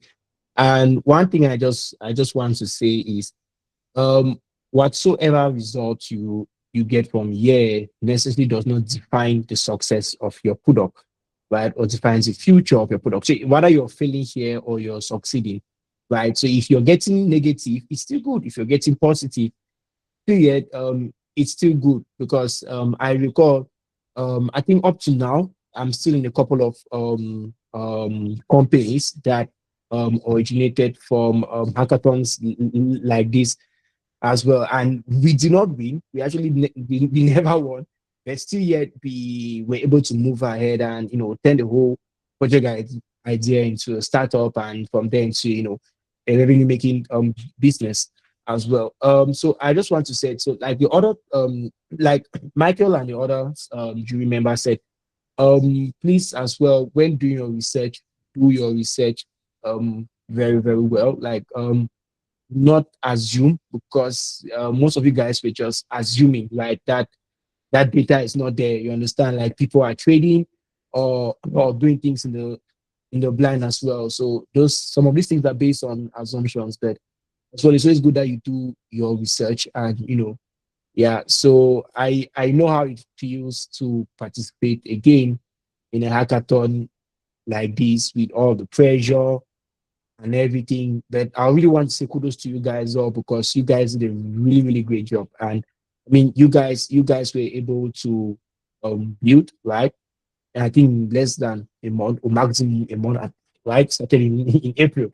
So yeah, so I think aside that, take every feedback that has been given by the jury members very, very serious. And again, realistically speaking, if you are really, really serious in turning this MVP right into a whole company, right, then I think you should really push ahead and just try, because the reality is people who succeed now with our products are not the people who just build it and keep it on the laptops or on the machines or on the servers. I'm like, oh, I built this. Like, I always tell people who want to build companies and startups as the most important thing you should do is to try and fail.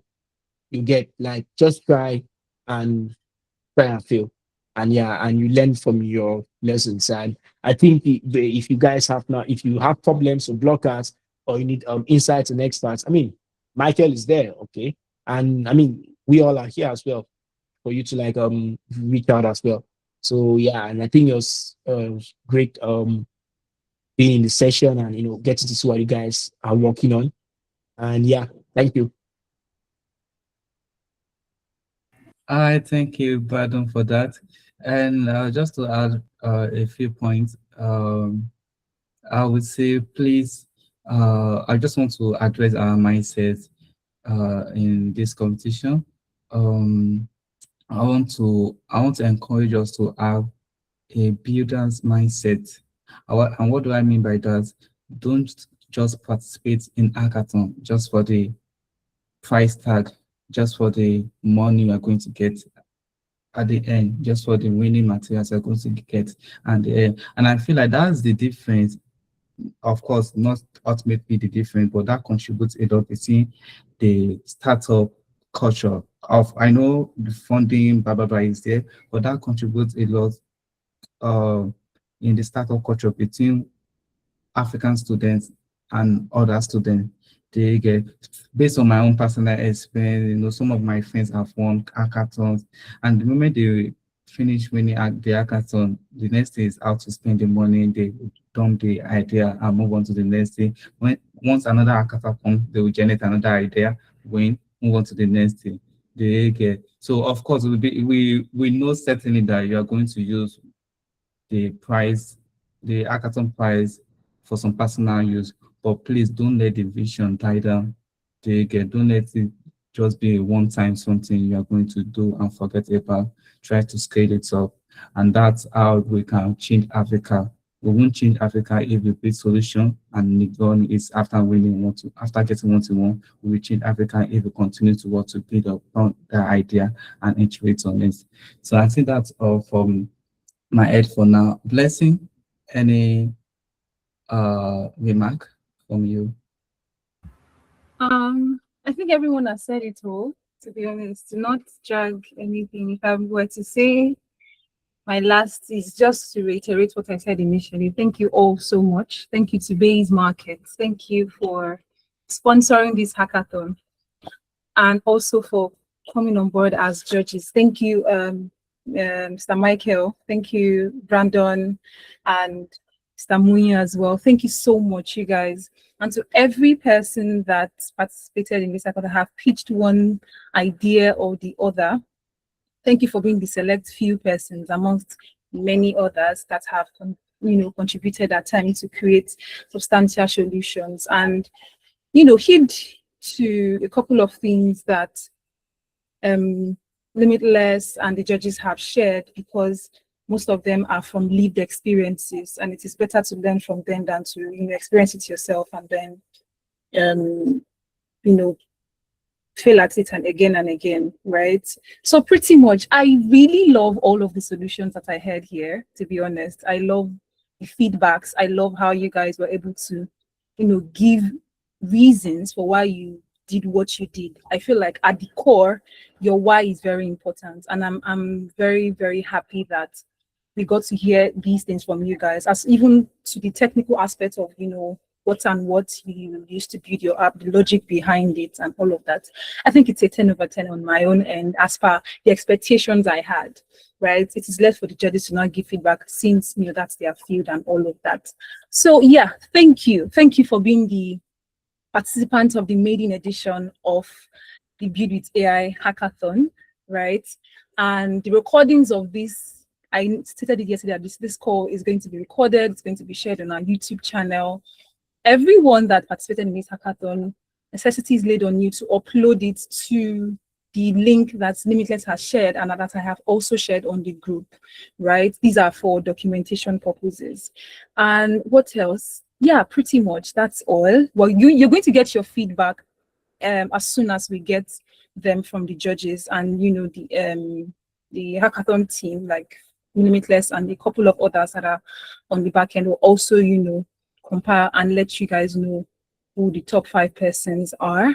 And then on the main event, everyone would now get to get who the winner would be, right? Since the semester break is currently ongoing, we cannot say for certain when the main event would be, but tentatively we're looking at maybe between June, right? Hopefully, right? So yeah, that's all I have to say. Thank you to the team. Thank you, Limitless, Sumade, Samuel, Ibiemi, everyone that has been at the back end. Dotun, James, thank you so much. Thank you very much for being such dependable people. It's hard to find such persons these days, right? So thank you all so much. That's all on my end. I thank you, Blessing, for that. And to finally wrap it up, I just want to give us something to challenge us. I'm talking directly to the teams that you should take probably some time this week or next week and reflect. Why is it that whenever a global quant firm is created, they are always making efforts in expanding their office to other continents, to every other continent but Africa, most of them. So why is that so? I will leave it as a challenge for you to go and identify and see how you can change the narrative. Why is top firm like Jane Street, DE Shaw, HRT, and so on and so forth keep on building in office, keep on expanding their dominions in other continents but not Africa? So I'll leave it as a challenge for you.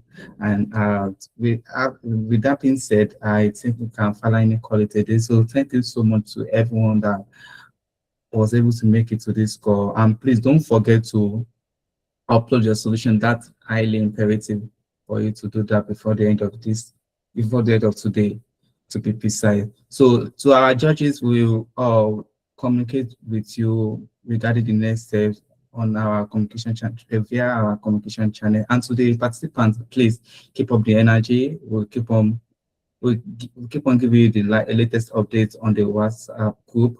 And to the final event, please plan accordingly to it. And to the top 5 teams that will be announced soon. Soon is relative, so don't quote me wrong.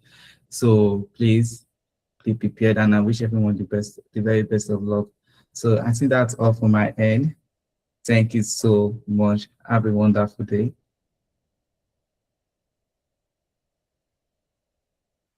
Thanks so much, guys. Bye. Bye.